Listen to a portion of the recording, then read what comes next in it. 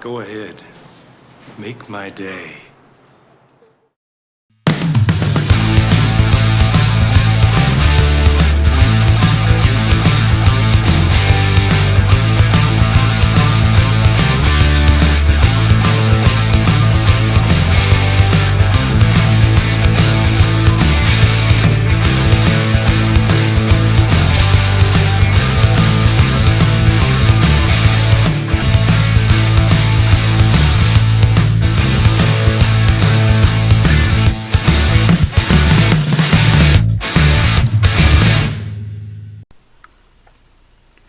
Okay, hi everyone. Welcome to our first, audio podcast.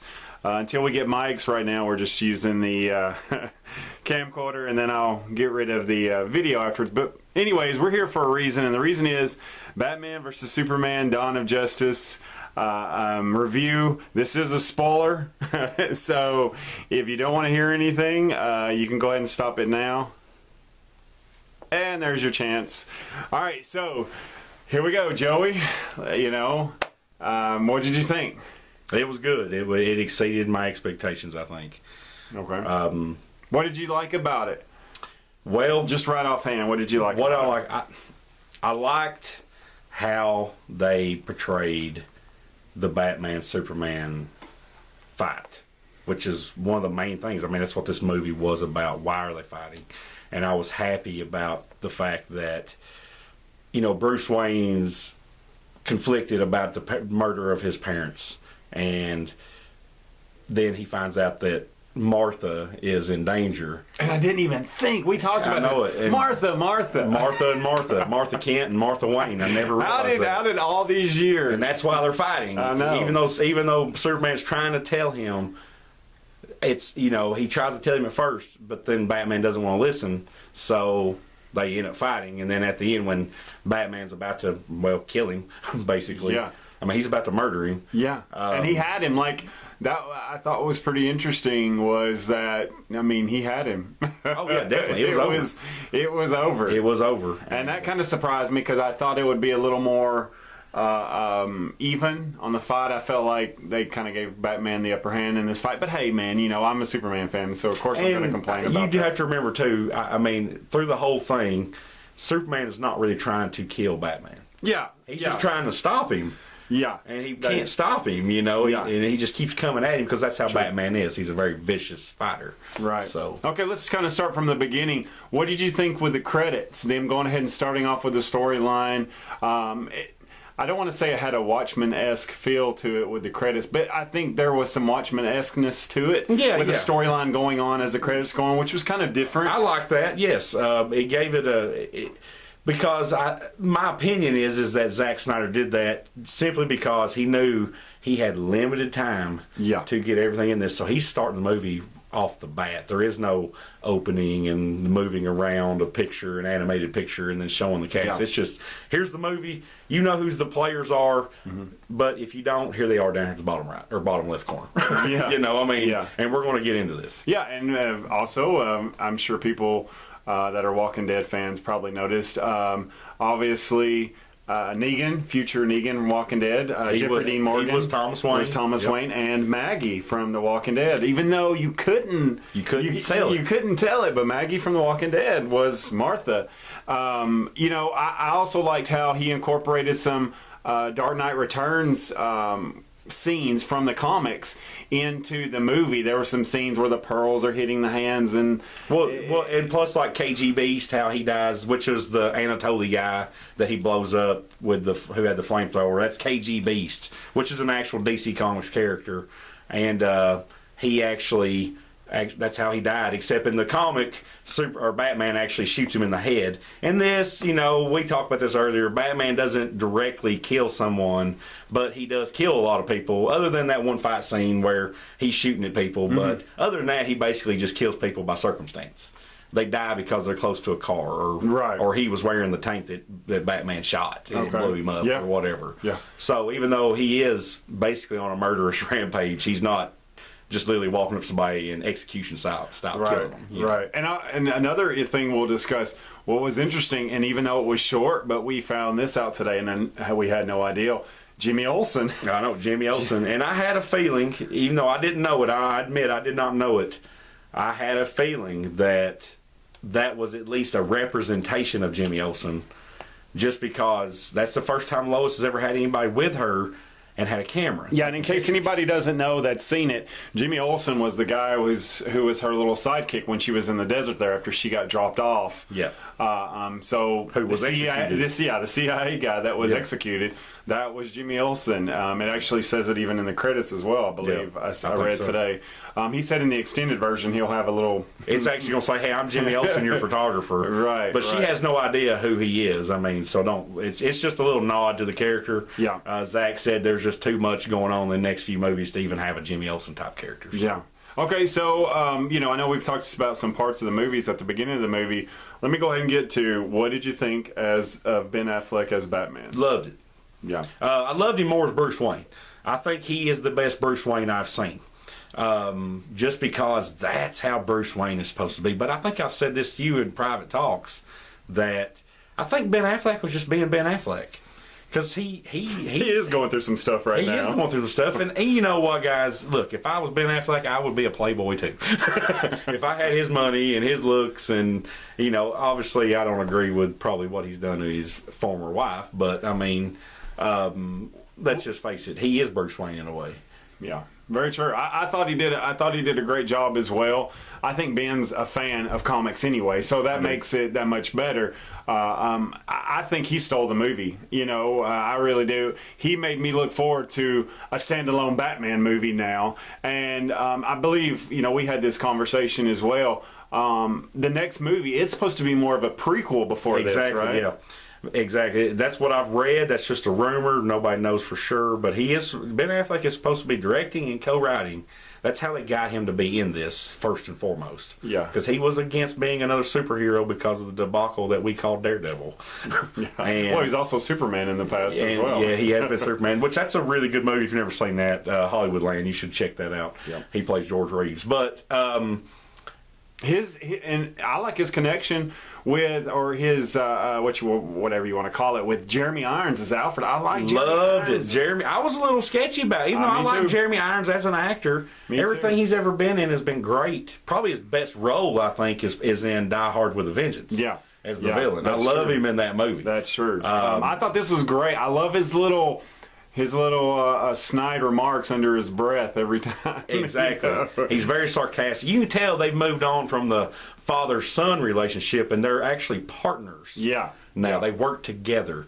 I mean, you walk in the Batcave, or Bruce Wayne walks in the Batcave, and he's working on his suit, or he's working on the Batmobile and saying, "Why'd you do this?" Or you need to watch it, or making snide remarks about how he's not going to, he's not even going to die young now, or he's made sure of that and stuff like that. So I enjoyed it. I thought that it was very well done, and I hope we see more of that in a solo Batman film, which I'm sure we will. And this, just to touch on that real quick too. I know this won't happen, but the fan in me, and the comic book fan, hopes and prays, because in my opinion, there's only room for one solo Batman film with Ben Affleck. Mm-hmm. Because he's getting to the age, guys, that he's not going to be able to keep doing it forever. Mm-hmm. I mean, he's already 40-something years old. And we're talking 2020 when this thing's going to come out. So we're talking 4 years down the road before we even see this. That puts him at 45, 46, 47. You can't have a 50, 60-year-old Batman. You just can't. Not in the universe that DC's wanting to build, I don't think. Right. So I hope they do Hush. Yeah. That's where I was going with that. Oh, okay. Where you can see all the rogues gallery of Batman. Mm-hmm. Plus you see Hush, who I think is one of the most dynamic villains Batman's ever had, personally. Okay. But maybe they'll do the Court of Owls, too, or something like that. Which I have heard that. That's actually a rumor I've heard. Court of Owls. Really? Yes. Okay. What'd you think about Henry's performance? We talked about this, and I even talked to, I believe Michael from the local comic store today about it a little bit as well. Man, DC, are you just phasing Superman out slowly? It started with New 52. I'm not a fan of any of the New 52 Superman series. I don't like it. I'm hoping Rebirth, which they talked about today at DC, has been kicked off. I hope Rebirth is a fresh start for Superman. But this movie, man, even though he dies at the end.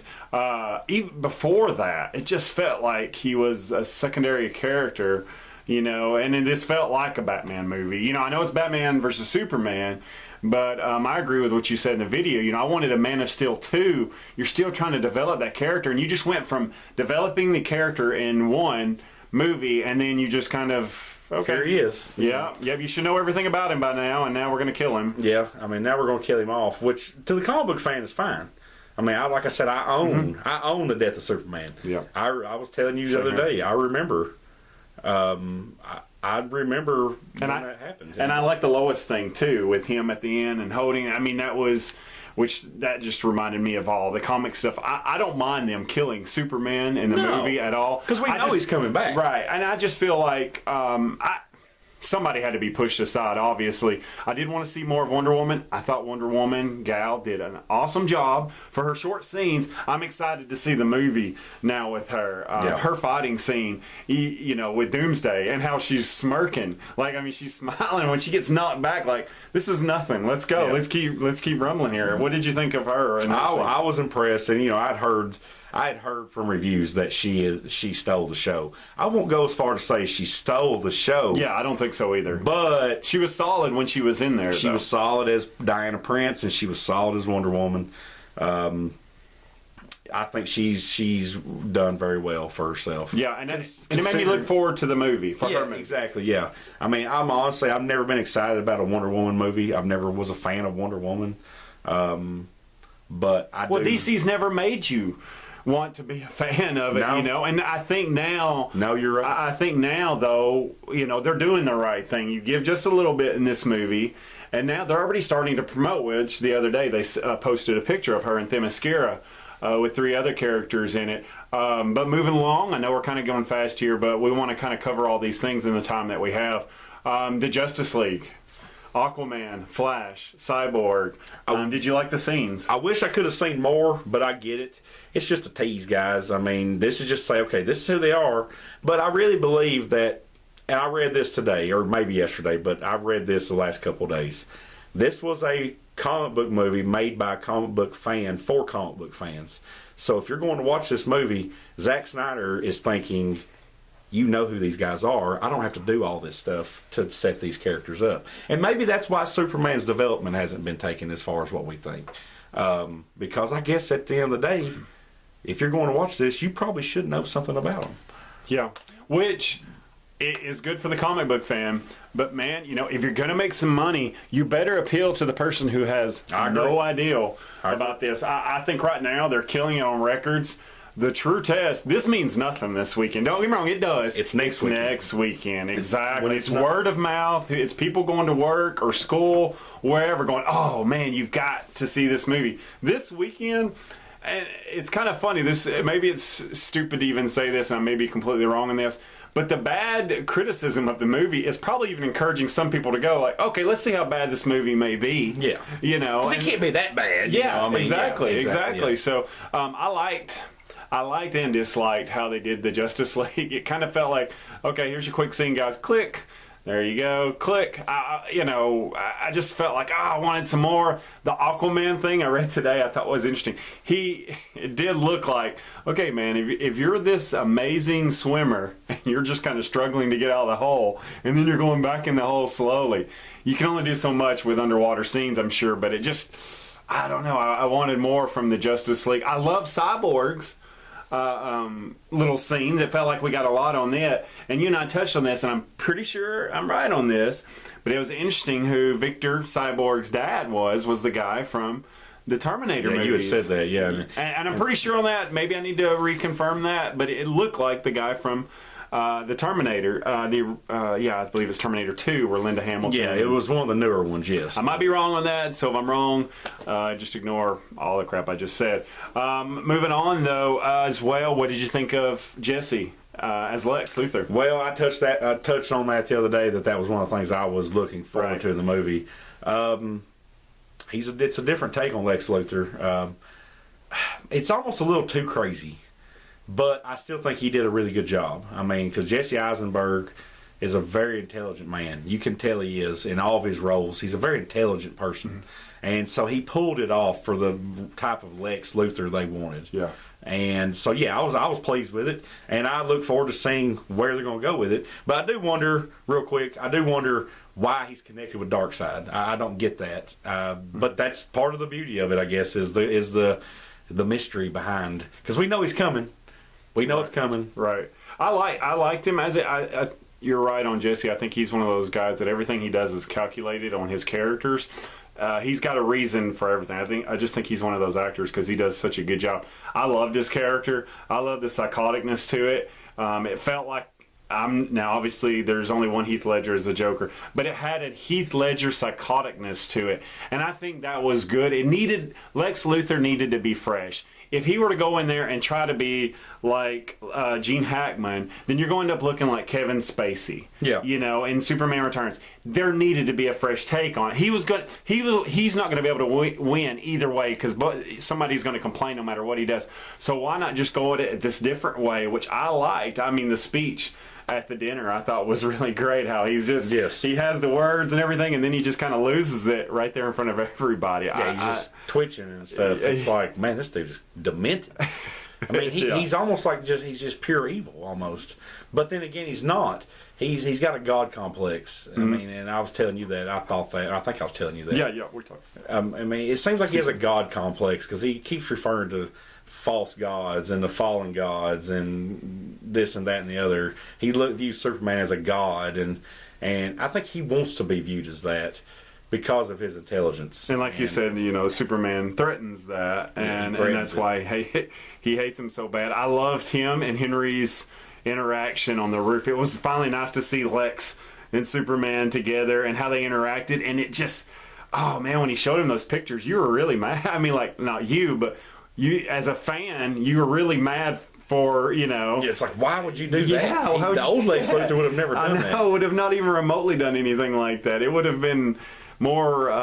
basically, he's saying... That was just very sadistic. It was. I mean, and it's brilliant, though. Yeah. Because if you're going to get Superman to do your bidding, what are you going to do? Yeah, and we talked about that. How do you get Superman to fight Batman? And I thought, man, what better way to do it than threaten Superman? I got your mom. She's dead in an hour if you don't bring me the head of Batman. Yeah, Superman's mom. Go after Superman's mom. Okay, now we're also going to talk about, let's talk about maybe things you didn't like or you wish they would have improved on, that maybe you didn't get to see what you wanted to see in the movie. Was there anything like that for you, Joey? I would have liked to have seen more of the Justice League characters. I thought we actually would. Wouldn't have minded having a mid-credit scene, just to kind of somehow, some way see Bruce Wayne bring them together. But I'm under the impression that Justice League will cover that in the very first part of that movie, which makes sense because theoretically Superman's still dead at the first of Justice League. Mm-hmm. He comes back in the Justice League movie somewhere. Mm-hmm. He's not going to be back, I don't think, immediately. And the movie seemed a little darker than what I would have, not darker as in like tone, even though it was a dark tone movie, but color wise it was a little too dark. Kind of like how Watchmen was. Yeah, the scene where he's fighting in the warehouse with the men, oh man, I love the scene. That was one of my favorite scenes in the movie, but it really was a dark scene. So I don't know if they're doing that to the effect to kind of cover the flaws. That's what it is, I think. It covers the flaws because obviously Ben Affleck is not going to be the fastest, quickest guy in the world, and so that makes him look... Yeah, you don't want to see Jean-Claude Van Damme's stunt double in there. Exactly. It's probably actually really him in there doing a lot of those moves in the suit. Mm-hmm. But the darkness can cover up what they kind of edit to make it look better. Now, it's funny that you say edit, because that was my only problem with the movie. I felt like I read a little bit of the critics' reviews. I tried not to read too much into them, but one thing I did notice was the editing. And the editing was interesting because it felt like there was a scene that was going, and then all of a sudden the scene just stopped and you're on to another story. You're on to another. Now, in that regard, let me just say, I understand why the editing probably kind of wasn't that great in this.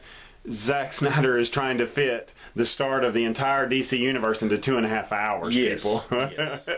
I mean, this is where it all starts, and that DC is not going to do what Marvel is going to do, and they made that clear. I'd even checked before the movie had even started. Let me see if there's going to be a final after credit scene, and DC had even basically said that that's not going to happen on these movies. So they've made it known that we're not Marvel, and that's great. But I will say this for Marvel: what they're doing is working.